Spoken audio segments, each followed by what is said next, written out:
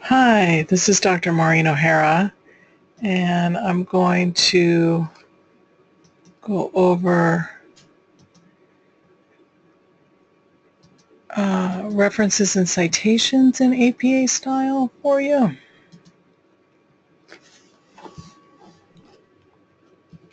So everything that I'm going to say is from the APA books, from the publication manual, and also there is another book. It's actually a download that you can get out of the library for free, or you can download it from apa.org for $11.95, and it's just electronic references. So it's got everything that's in the book plus a little bit more.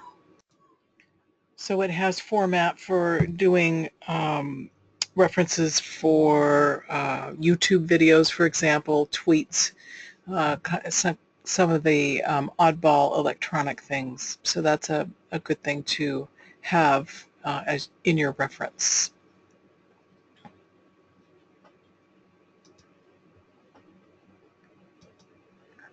Okay, so when we go to fashion the reference list, which is usually at the end of the paper, all the entries are going to be in alphabetical order by the first author's name in the list of authors' names. So don't change the order of the authors' names from the source. And if there's more than one source by the same author, list in chronological order from the oldest to the newest. If you have organizational authors, spell out their names completely. There's no abbreviations allowed for the organizational names. Do not include the database where the information was found. Retrieval dates are not required except for unstable sources like wikis, for example. We use the hanging indent. The reference list is double-spaced, and there must be a matching in-text citation in the body of the paper for every entry in the reference list and vice versa, or it's considered plagiarism.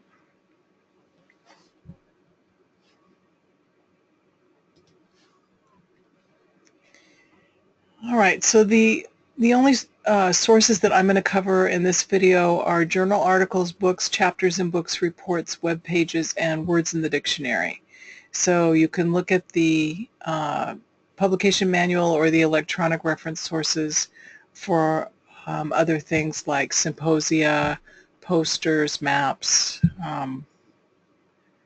other sources that I haven't mentioned here. All right, so I'm going to start with journal articles. So the order is always the same. It's going to be the author, the date of publication, the title of the article, title of the journal, publication information, a URL or a DOI if it's available, and all of this is listed on page 198 in the publication manual.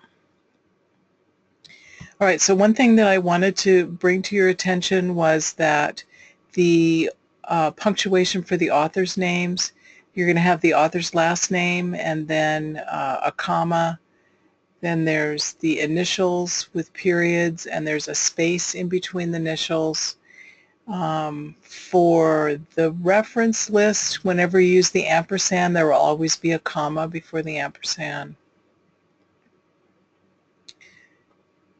There's a period after the name of the author. In this case, the initial needs a period, so it's serving double duty for us. If this were Centers for Disease Control and Prevention, we would have a period here after the name of the organization. And then after the title of the article, we're going to have a period. Then there's the title of the journal. Notice how all the important words are capitalized. There's a comma. The volume numbers in italics, the issue numbers in parentheses, there's a comma, and then the page numbers. So here's where the periods are, here's where the commas are so that you can see those. Okay, so here's some examples. So this is one author. first word of the title and subtitle. Any proper nouns are going to be capitalized. The title of the journal is in italics along with the volume number, and then the page numbers, the range is there. This one had a DOI, so we put that in, no period at the end. This is 3 authors. There's going to be the comma before the ampersand. First word of the title, subtitle, any proper nouns are capitalized. The journal is in italics. All the important words are capitalized. Volume number, issue number, and the range for the page numbers. So in APA style, we put in the range of page numbers. Sometimes you'll see a notation for the number of pages, and that's not APA style. Either you have a range of the pages or you don't put anything there if you don't have the information. Right, if your author has a junior, second, or third after the name, notice the placement of that suffix. It's after the initials for the first name. And then in the in-text citation in the body of the paper, you don't put in the junior, you leave it off. If you may find there's a list of people and then the last author is going to be a group of some sort. So I just wanted to point out that the group goes in the list along with the people. And this one, I just copied and pasted from PubMed. Here it is here. So PubMed uses AMA style or Vancouver style, so I just want you to see how it's a little bit different. I've got the, this has 7 authors, so we're going to list them all for 2 to 7 authors here. So here's the group author. And the other thing that I wanted you to see is there's a little superscript here next to this first author's name. So we don't put that in. That's not APA style. This is here in the PubMed listing because underneath there's going to be a footnote that's going to give you the email address for the author. So if you have a question, you could email the author. So we leave that out in the formation of the reference list. All right, with 8 or more authors, we list the first 6 and then the last author's name. And we use this ellipse to take the place of the authors that are missing. So you fashion the first 6, you put in the initial with the period with the comma, then there's a space, then the 3 dots, there's a space in between each one, and then there's a space in the last author's name.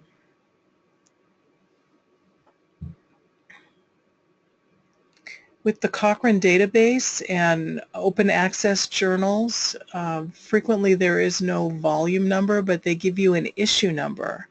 And the convention is that you cannot have an issue number without a volume number. So the convention is to use the year as the volume number.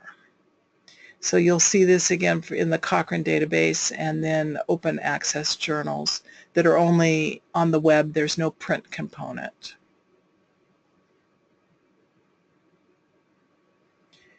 Okay, for the month in the, let me just go back here. We use the year in journal publications.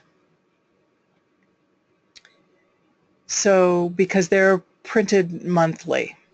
But if they're less than that, so they're bi-monthly, quarterly, annually, we just put the year. If they're daily or weekly publications like newspapers and the journal that's put out by the CDC, Morbidity and Mortality Weekly Report, we use the exact date. And this is the format where we put the year and then there's a comma and then the month is spelled out along with the day. And that's on page 185 in the book. All right, so just like I copied that one citation from PubMed, I copied another one because I wanted you to be able to interpret it so that you can translate it into APA style and pick out the pieces that you need in order to do your entry in the reference list. So the first thing they do is they list the name of the journal, and they have this abbreviated style that they use. In APA style, we spell out the name of the journal. So usually if you put your cursor on this underlined name of the journal, it will pop up with the complete name of the journal, so you don't have to Google it to figure it out. Next is the date of publication, and frequently they put in the year and the month. For APA style, we only use the year for monthly publications. Then there's a semicolon. The semicolon separates the publication date from the publishing information, which is the volume number and the issue number. Then there's a colon, and the colon separates the publishing information from the page numbers. And notice how they do this little shortcut here. They left out the 7 for the 722. And then there's the DOI, and they put a period at the end. So APA style does not put a period at the end. And notice how they capitalize all the words for the title, and APA does not. And notice the punctuation they have for the author's names. They don't use any punctuation for the author's names. So I translated this into APA style. So I've put it in alphabetical order by the first author's last name. I put in the punctuation for the initials. This is 1, 2, 3, 4, 5, so I'm going to list them all. We're going to list 2 to 7 with the ampersand. I've got the year of publication here, capitalize the first word of the title, subtitle, and any proper noun. So here's the first word of the title, first word of the subtitle. Medicaid is a proper noun, so that's why that's capitalized. Then I've got the whole name of the journal here. There's a comma, then the volume number and the issue number. And in this one, it's supplemental information. So this S is capitalized, there's a period here for the abbreviation, and then the number 5. That's this same number 5 here. And then I've got the page numbers. The S means supplemental. And notice how I put in the 7 here. The 7 is missing there. Then I've got a period for the end of the sentence, and then I put in the DOI, and there's no period there. Okay, the next item on the list here are books. So books are the same information as the journals. We have the author's name, date of publication, title of the book, publication information, and then the URL or the DOI if there is one, and this is on page 202.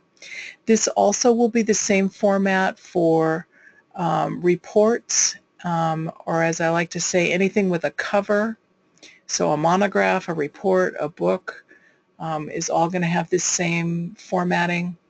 And then the other format is this same format is used for things that are containers or that stand alone. So a movie stands alone, a brochure stands alone. So that these are all going to be in italics with only the first word of the title, subtitle, and any proper noun capitalized. Okay, so here's an example. This one has 2 authors. So I'm going to have the comma with the ampersand. I've got the year of publication, capitalize the first word of the title, subtitle, any proper nouns.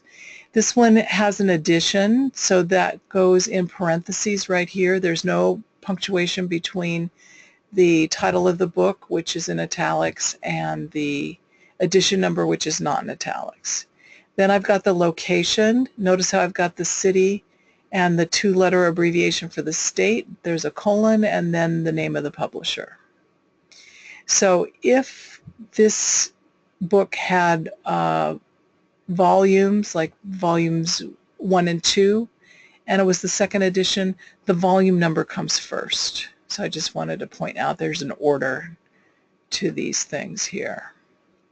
If the city is a foreign city, you want to put in the city and country and then the publisher. Now for a chapter in a book, we want to recognize the people who do the work. So if you look in the table of contents and there are names next to the chapters, we want to give credit to those chapter authors.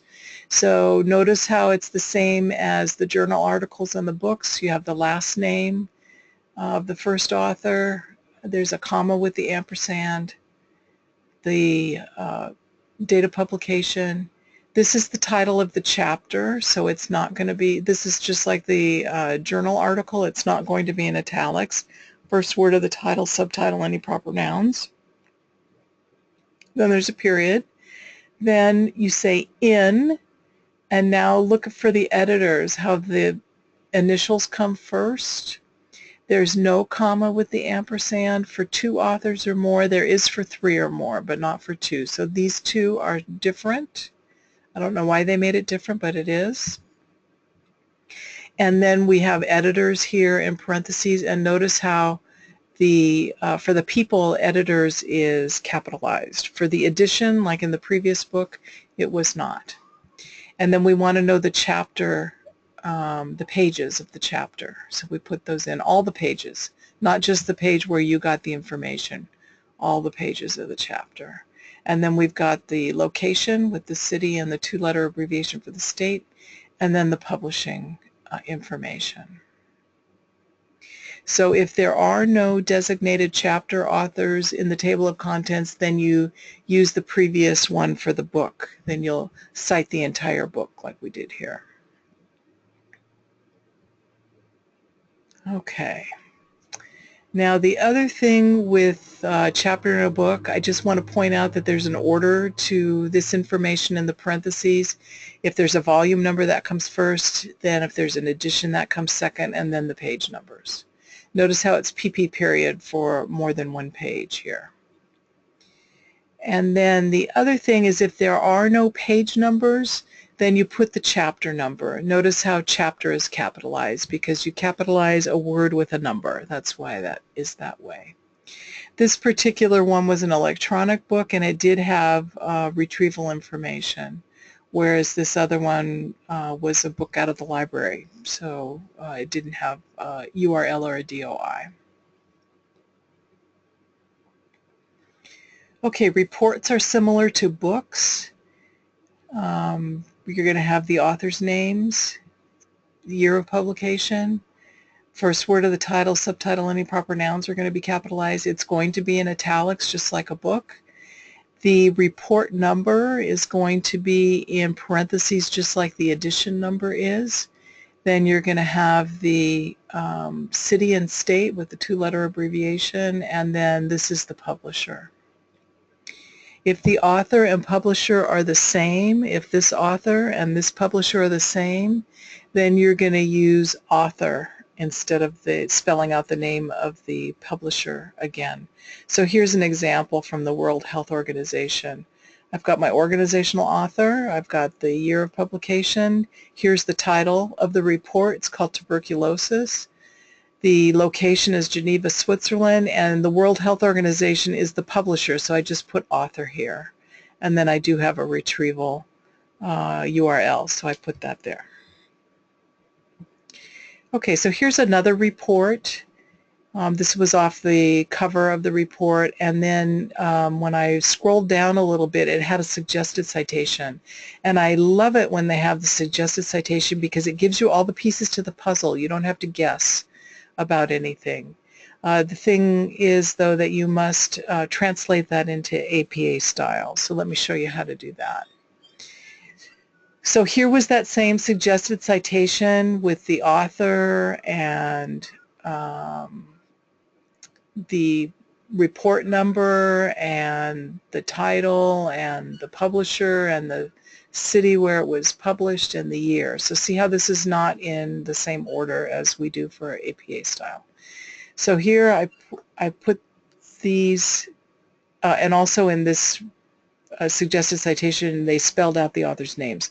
So I put this in to the format for APA with the last name and the initials. Then I've got the year. Then I've got the title, just like I did there. Here's the report number. That's what this is here. I put that in parentheses, and then I've got the city and state. In this case, it's Washington, D.C. Notice how there's no periods here with D.C. Got the colon, and then the U.S. Government Printing Office is the publisher. If governmental agencies are the authors, then you list all the agencies from the cabinet level to the organization giving the information. So in the reference list, it would look like this for the National Institute of Mental Health. I've got the U.S. Department of Health and Human Services, then the National Institutes of Health, and then the National Institute of Mental Health. The in-text citation, I'm going to list all the organizations, separate them with a comma like this. I'm going to put these abbreviations in brackets so that I can use them the next time. So then the next time I'm going to list them all with the abbreviations and separate them with commas. For web pages, if you take articles from web pages, these are the easiest ones because it's the same setup with the author. Then we have the date of publication. We're going to use the exact date, as much information as we can find, title of the article, and then the URL address. So here's an example for the Virginia Board of Nursing. This is organizational author. This had an exact date, so I put in the year with the month spelled out completely and the date. I'll only capitalize the first word of the title, subtitle, any proper nouns, and then I've got the retrieval information here. So this one from the American Cancer Society, there was no date next to the name of the article, so I'm going to put in ND for no date. And then I've got the title of the article with only the first word of the title, subtitle, and any proper nouns capitalized, and the retrieval information. So notice how the titles of articles from web pages are not in italics. And the copyright date at the bottom of the web page is not the publication date. If there's no date next to the article or below the article, then you put ND for no date. All right, so here's a web page from the World Health Organization. This is the title of the section. This is the title of the article where I got my information. Here's the date that's next to the article, and then this is a subheading to the article.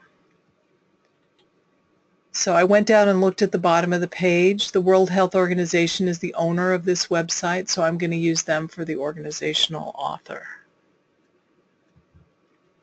So here is how I would take that information. So I've got the organizational author, I've got as much information for the exact date as was given on the website. Here's the title of the article, and then I've got the retrieval information. The other thing about retrieval information is, again, you don't need to put in the retrieval date unless you have something like a wiki that's unstable. The World Health Organization is considered a reliable source, so I don't need a retrieval date. The other thing is you cannot use password-protected URL addresses. So that would be if you get information out of the library and it's got that easy proxy NSU, then you can't list it. And you would just list, if this were password-protected, then I would be leaving this URL address out, but this one is not. Okay, you might have occasion to use a word from the dictionary. So words in the dictionary are like articles without authors. So this is the word from the dictionary right here. This would be in the reference list. So only the first word of the title, subtitle, any proper nouns are going to be capitalized. I have no date here because if you look up the word in the dictionary, there's not a date next to the word in the dictionary. Then you have the word in. And then here's the name of the dictionary, and notice how it's in italics because it's a book. This one is the 11th edition, so it's in parentheses but not in italics. And then I've got the retrieval information. The citation in the body of the paper is the title of the article, or in this case it's the two words. Notice how they're both capitalized. They're in parentheses. The comma goes on the inside, and then the publication date. This is no date, so I'm going to have ND. So you can look this up on page 205 in the book, the publication manual, and for the reference entry, and then for the in-text citations, there's two examples there, one on page 76 and one on page 200.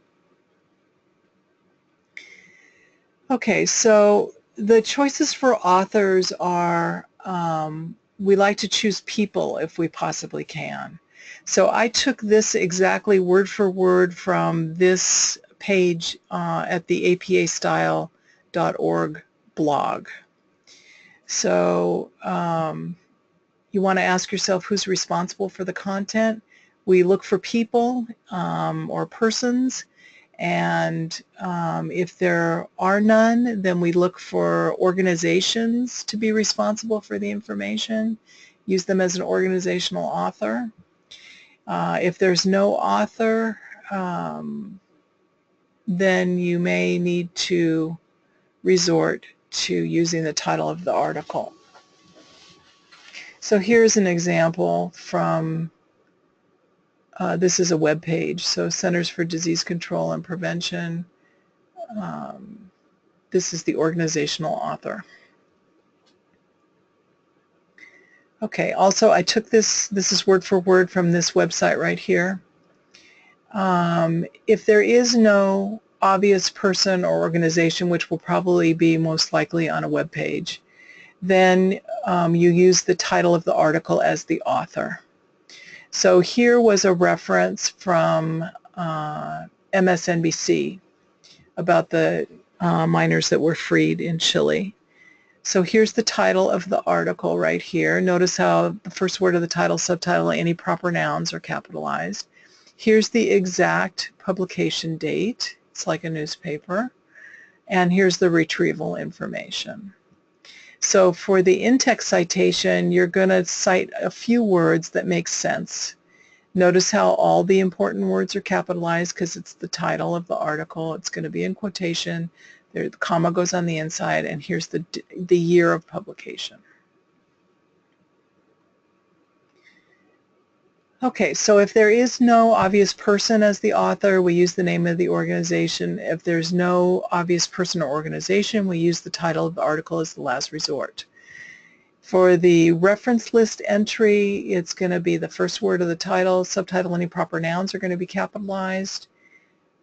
Going to have the year of publication and the publishing information. That might be the URL address. The in-text citation is going to be the title of the article, all the important words are capitalized, quotation mark, comma on the inside, and the year.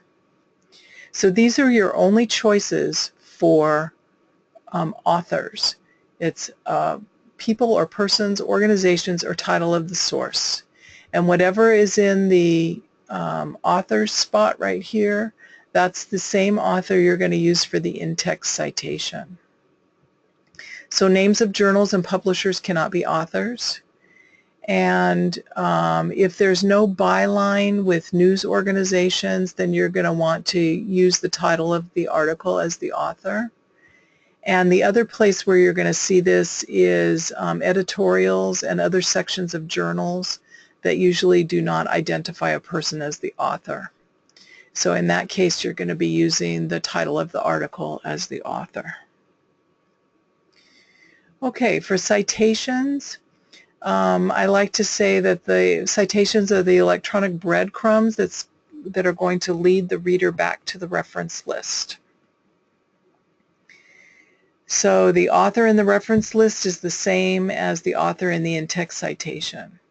And failure to have an in-text citation for every entry in the reference list is considered plagiarism, and vice versa. You cannot have an entry in the reference list without a matching in-text citation. And then please refer to pages 170 to 172 for the format for citations with direct quotes. And there's a very nice chart on page 177 that also gives information about in-text citations. And just a reminder that if you have a direct quote, not only must you format the quotation correctly with quotation marks, but you also must have the page or paragraph number if there is no page for the direct quote. Okay, so the format for the in-text citations is author year. We use the last name of the authors without any initials, And if there's no year of publication, then we use ND for no date. So if it was a newspaper and in the reference list we had the exact date, we're only going to use the year of publication in the in-text citation. So for example, here's one author. Here's two authors. There's no comma with the ampersand. Here's three authors. And with 3 to 5 authors, we list them all the first time, and then the next time we get to use et al. With 6 or more authors, we use the first author's name and et al. Right away for the first time and every time. If you have more than one citation in the parentheses, then they're listed in alphabetical order and they're separated by a semicolon. And the in-text citation is considered part of the sentence, and so you put the period at the end here. Okay, so here's an example that I had from the reference list before. So this is the one author with the publication date, so I'm going to have the author with the year every time. For two authors, it's going to be their last names with no comma and the ampersand every time. For 6 or more authors, I'm going to use the first author's name with et al. Every time. Notice the spelling of et al. It's E-T-A-L, period. This comma is used to separate the author from the year.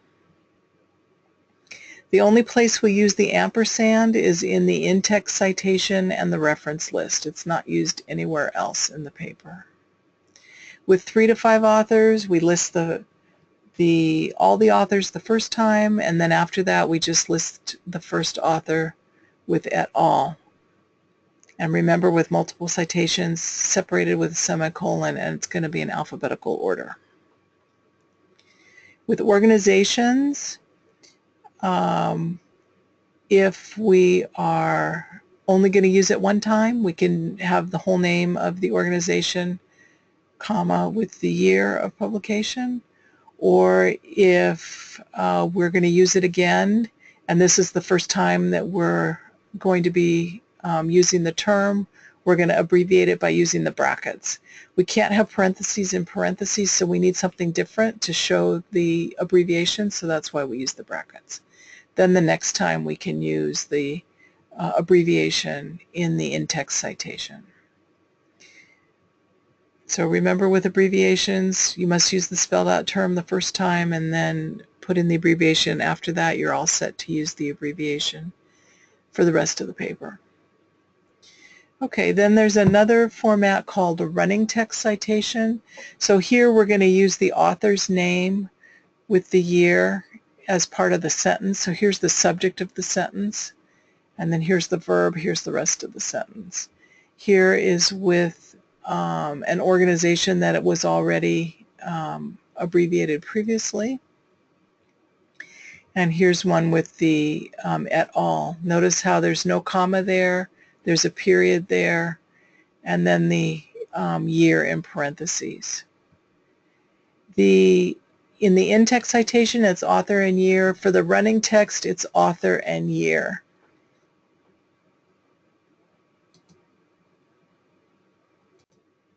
The author and year are always together. You can't move the year to the end of the sentence. They have to stay together.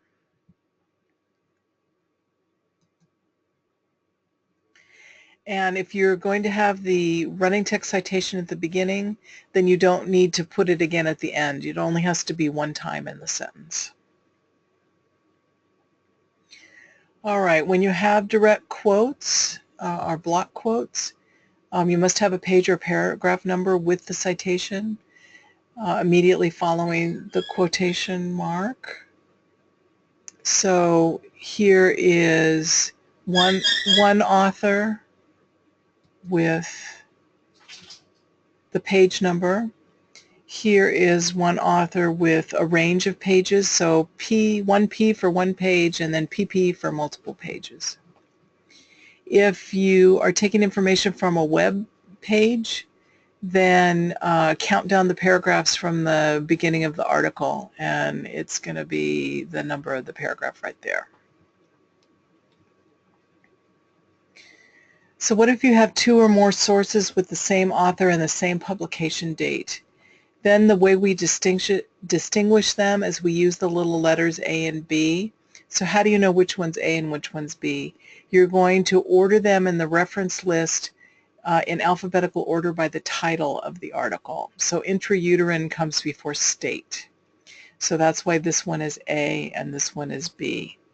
And then on the reference list, I'm going to have the little letter A right after the ND for no date here, or if I had a year, it would be there. Same thing for this one. So it's possible that you're going to use this source before this one in the body of the paper, and that's okay. So they're not, it doesn't designate when you use them. It's they're in alphabetical order here in the reference list. All right, what if you have authors with the same last names? So here I have two sources with Jones, and this one the initials are PT and this one the initials are TE.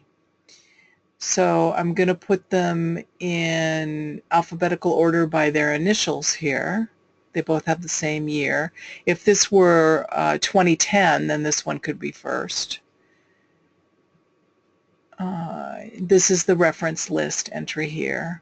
So then for the in-text citation, I'm going to put the initials here so that I know that this Jones entry is different from this Jones entry here.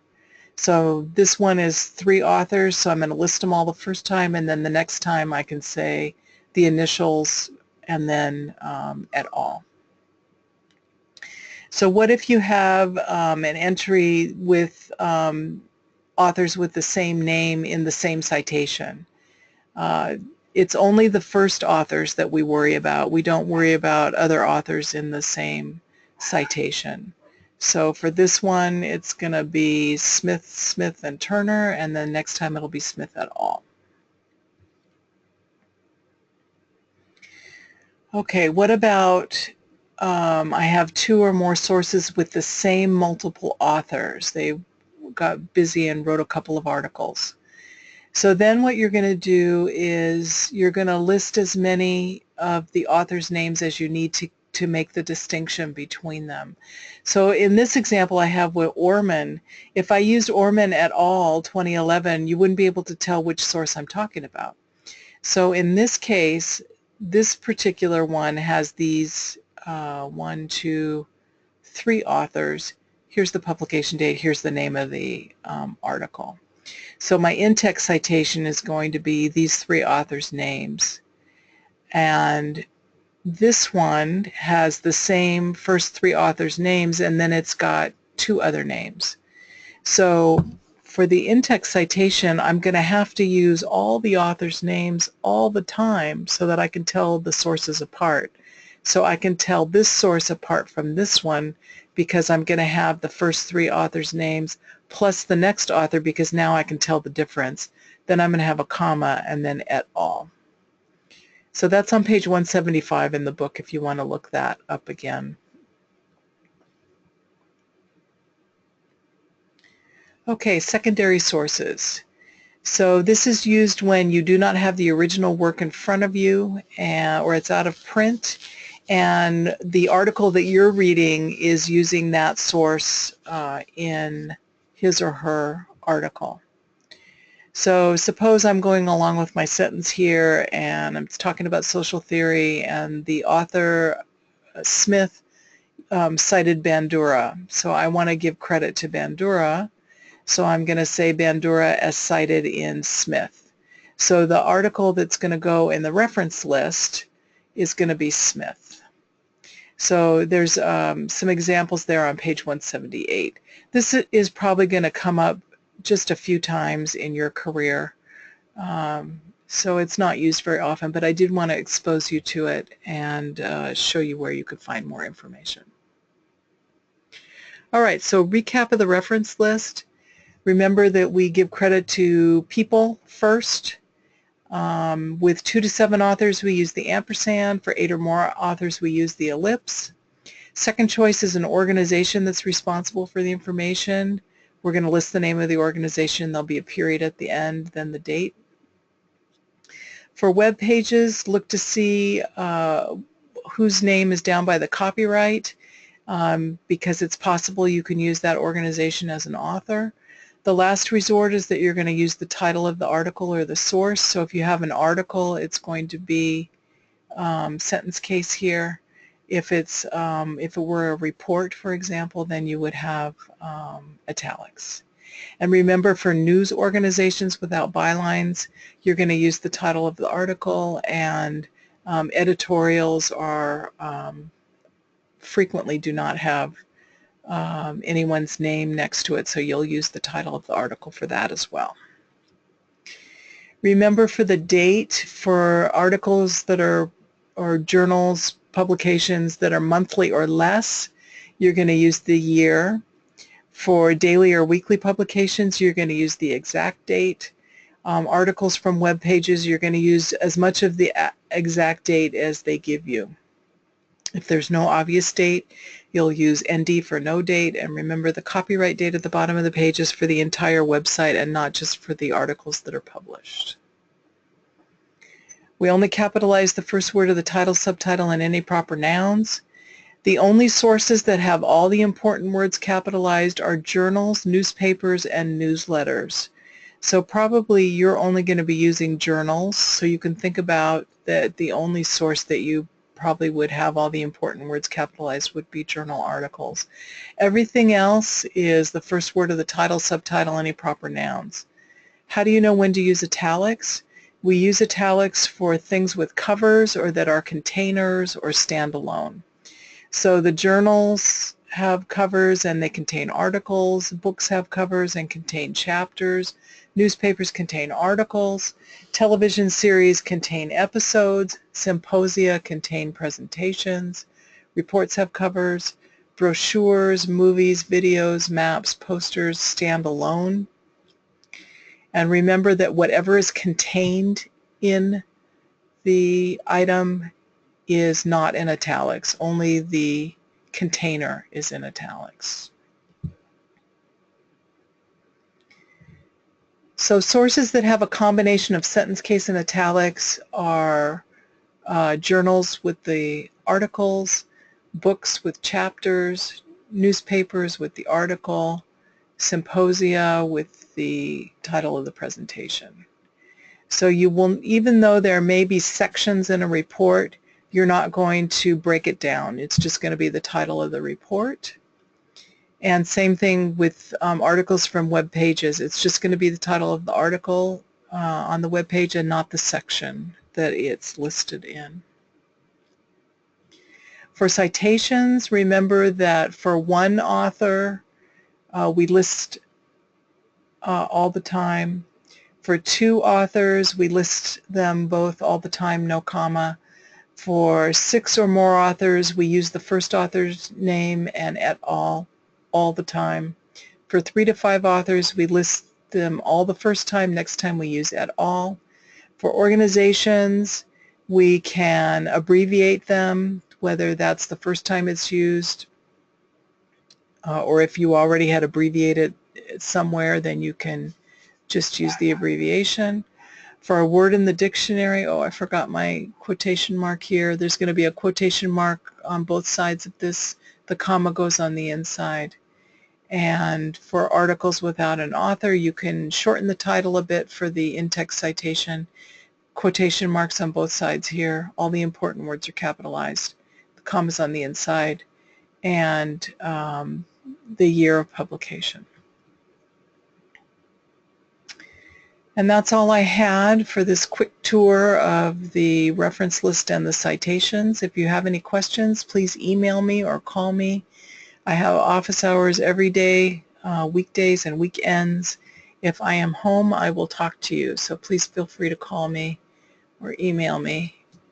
And again, I appreciate your attention, and talk to you later.